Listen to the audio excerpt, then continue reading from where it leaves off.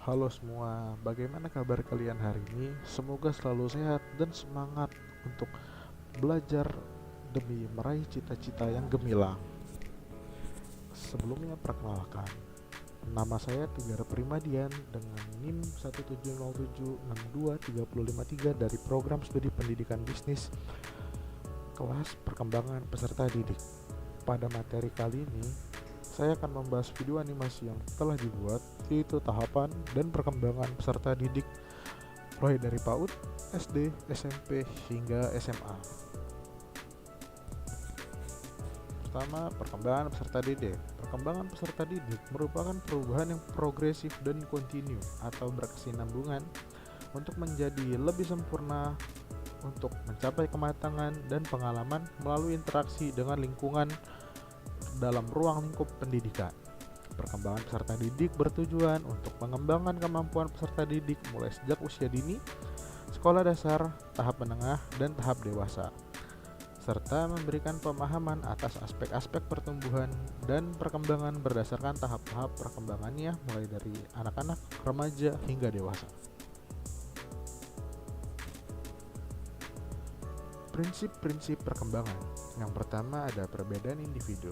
Setiap peserta didik tentunya memiliki kemampuan yang berbeda-beda untuk berkembang pada kecepatan dan gaya yang unik dan berbeda berdasarkan kombinasi dari faktor genetik, lingkungan, dan pengalaman pribadi. Hal-hal tersebut tentunya juga akan membedakan kemampuan dalam belajar, pemahaman dan minatnya, serta bakat yang dimilikinya. Lalu, tempo dan irama perkembangan. Prinsip tempo dan irama perkembangan mengacu pada waktu dan kecepatan peserta didik dalam memahami pembelajaran.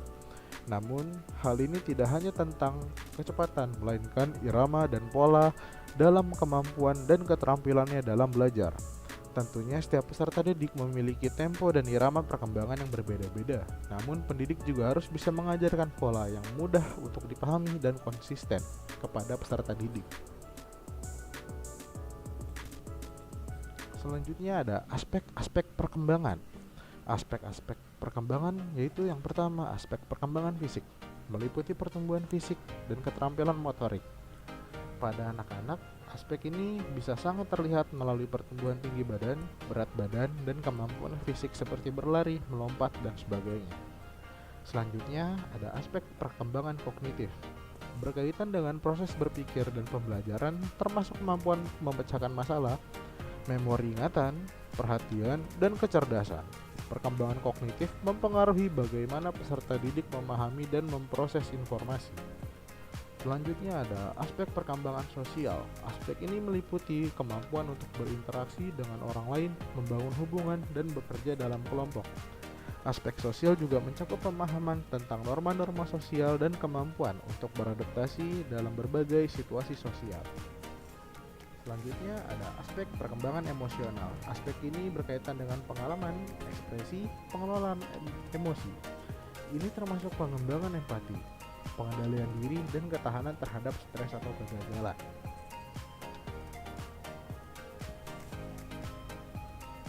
Selanjutnya ada aspek perkembangan bahasa. Kemampuan berkomunikasi melalui bahasa baik secara lisan maupun tulisan. Aspek ini mencakup pengembangan kosakata, pemahaman gramatikal, dan kemampuan berkomunikasi secara efektif. Yang terakhir, ada aspek perkembangan moral dan religius. Pengembangan pemahaman tentang benar dan salah, serta pengembangan nilai-nilai seperti kejujuran, tanggung jawab, dan kebaikan. Ini mencakup kemampuan untuk membuat keputusan etis. Aspek religius berkaitan dengan pencarian makna, tujuan hidup, dan koneksi dengan sesuatu yang lebih besar dari diri sendiri, yang bisa berkaitan dengan agama yang dianut.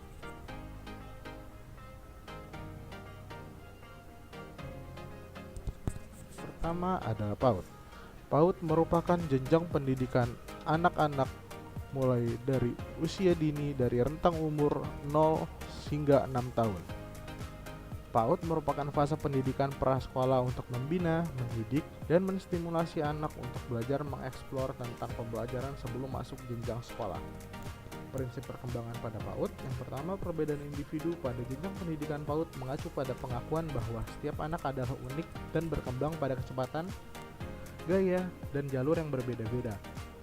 Prinsip ini sangat penting dalam merancang dan menyampaikan pendidikan yang efektif dan kreatif bagi anak-anak usia dini. Kemudian selanjutnya adalah tempo dan irama perkembangan pada PAUD. Hal ini mengacu pada pengakuan bahwa anak-anak usia dini berkembang tidak hanya pada kecepatan yang berbeda, tetapi juga dalam pola atau ritme yang unik. Prinsip ini penting untuk dipahami dalam merancang program PAUD yang efektif dan merangsang. Rangsangan ini mengacu pada perkembangan dan pengajaran.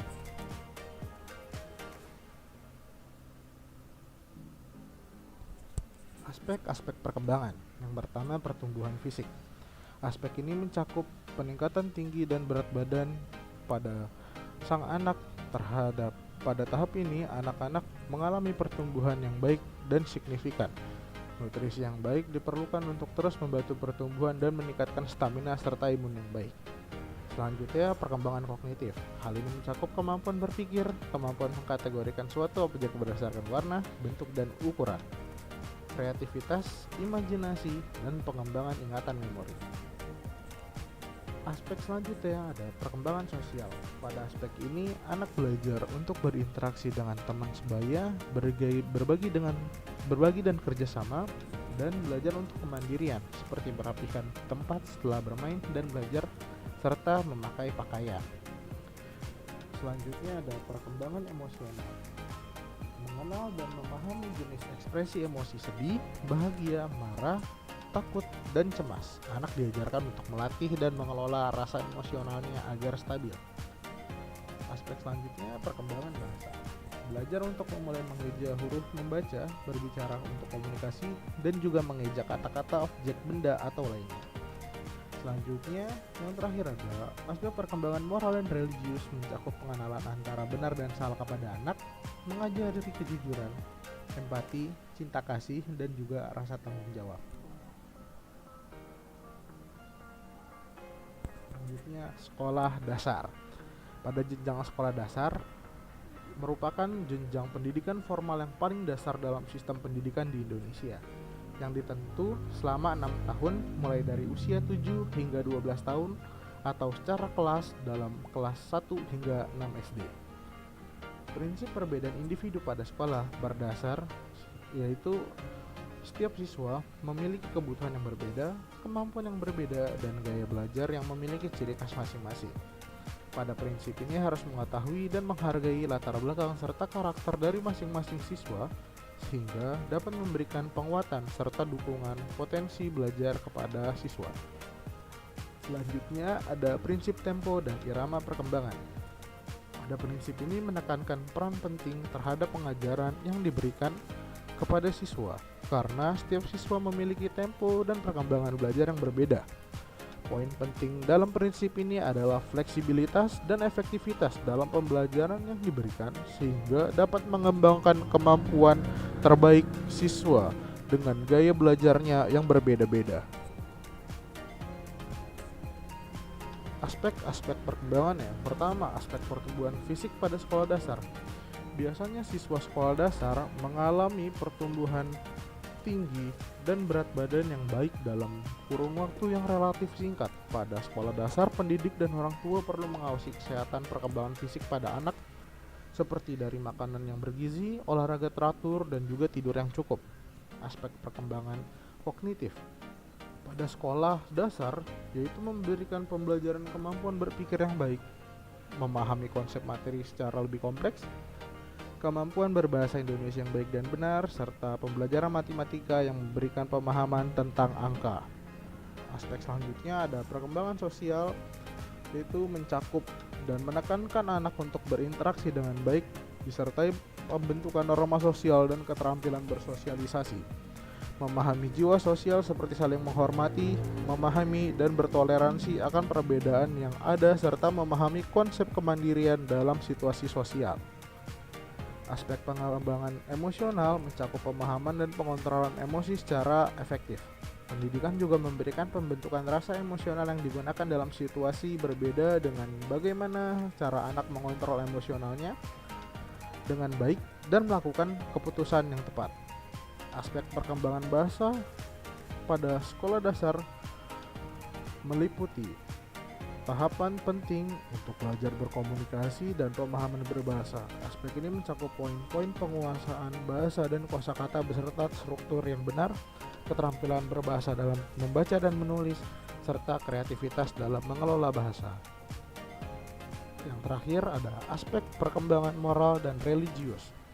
Hal ini merupakan hal penting dalam pembentukan sikap dan perilaku siswa. Hal ini meliputi dengan memberikan pembelajaran nilai-nilai moral, etika yang baik dalam melakukan perbuatan, serta mempelajari materi pengajaran agama pada setiap siswa dengan membaca buku, kitab, praktek hafalan, dan juga hal-hal lain dalam ruang lingkup religi. Selanjutnya, pada jenjang sekolah menengah pertama. Sekolah menengah pertama merupakan jenjang kedua atau menengah yang ditempuh setelah lulus dari sekolah dasar. SMP ditempuh dalam waktu 3 tahun mulai dari kelas 7 hingga kelas 9 sekolah menengah pertama. Rentang umur pelajar SMP itu mulai dari 13 hingga 15 tahun. Prinsip perbedaan individu serta tempo dan irama perkembangan pada sekolah menengah pertama meliputi pemberian pengalaman dan kemampuan pembelajaran pada setiap siswa SMP dengan menyesuaikan karakter belajarnya. Minat dan bakat pada jenjang SMP pada setiap siswa juga mulai terlihat, sehingga mereka bisa mengembangkan potensinya secara mandiri dengan belajar maupun mengikuti ekstrakurikuler yang ada di sekolah. Pembinaan serta dukungan pendidikan juga harus dilakukan demi peningkatan dalam ilmu dan prestasi yang akan digapai oleh siswa-siswi yang ada. Fleksibilitas pada individu dan iramanya harus berkesinambungan dengan program pengajaran yang diberikan sehingga dapat belajar secara efektif dengan menggunakan fasilitas yang ada maupun pembelajaran berbasis teknologi yang diberikan sekolah.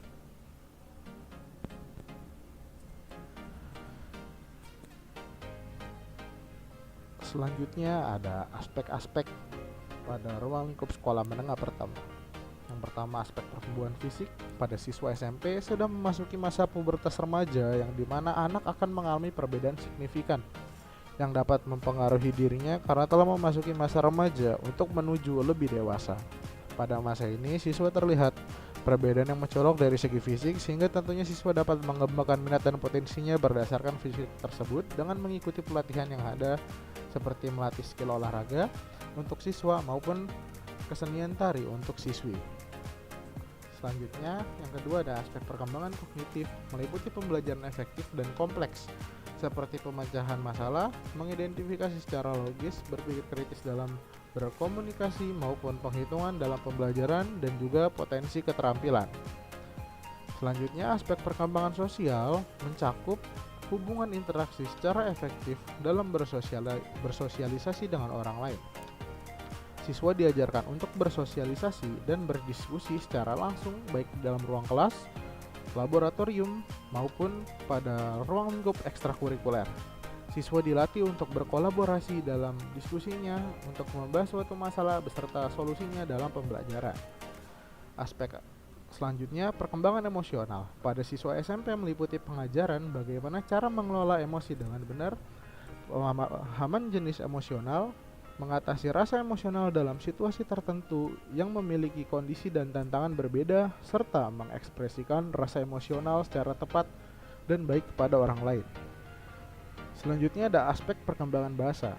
Pada siswa SMP sudah mulai luas. Mereka diajarkan tahapan penting dalam berbahasa yang disertai dengan pengetahuan yang benar. Mereka diajarkan tata cara kebahasaan, struktur, kaidah ejaan, serta pembelajaran esai, bahasa yang interaktif dan informatif. Yang terakhir ada aspek perkembangan moral dan religius. Siswa SMP ditekankan dalam pembelajaran nilai-nilai moral, pembentukan karakter dan perilaku yang baik, serta pemahaman pembelajaran agama. Hal ini mencakup pemahaman materi, nilai-nilai moral dalam kehidupan sehari-hari seperti kejujuran dan rasa tanggung jawab, serta memahami konsep religius lewat materi keagamaan dan spiritual. Selanjutnya, jenjang terakhir, sekolah menengah atas atau SMA. Sekolah menengah atas ditempuh setelah lulus dari jenjang sekolah menengah pertama. Sama seperti SMP, SMA juga ditempuh selama dalam kurun waktu 3 tahun dengan rentang usia 16 hingga 19 tahun. Prinsip perkembangan pada jenjang SMA, perbedaan individu, tempo, dan irama perkembangan memiliki perbedaan yang unik serta mencakup kebutuhan dengan latar antar individu siswa yang berbeda, baik itu dari karakter, lingkungan, dan emosional. Prinsip-prinsip lainnya yaitu pengembangan identitas diri yang mencakup minat serta potensinya. Keterampilan belajar mencakup akademik, non-akademik, pemecahan masalah, komunikasi, dan lainnya. Prinsip karakter dan kecerdasan emosional yang mencakup integritas, rasa tanggung jawab, rasa empati, pengontrolan emosi, dan juga hubungan interpersonal yang baik. Aspek-aspek perkembangan pada siswa SMA. Pada tahap sekolah menengah atas, aspek perkembangan pendidikan dan pertumbuhan fisik menjadi semakin penting. Siswa mengalami pertumbuhan fisik yang cepat, termasuk perkembangan otot, tulang, dan organ tubuh. Pada tahap SMA, perkembangan kognitif siswa mencakup kemampuan untuk berpikir secara lebih abstrak, menganalisis informasi lebih mendalam, dan memecahkan masalah yang lebih kompleks.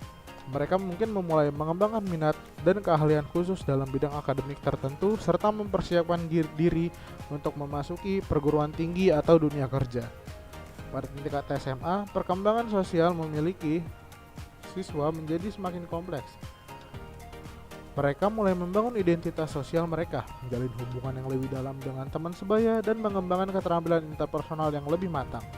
Aktivitas di luar kelas seperti klub, organisasi siswa, dan kegiatan ekstrakurikuler memberi mereka kesempatan untuk berkolaborasi, berbagi minat, dan memperluas jaringan sosial mereka.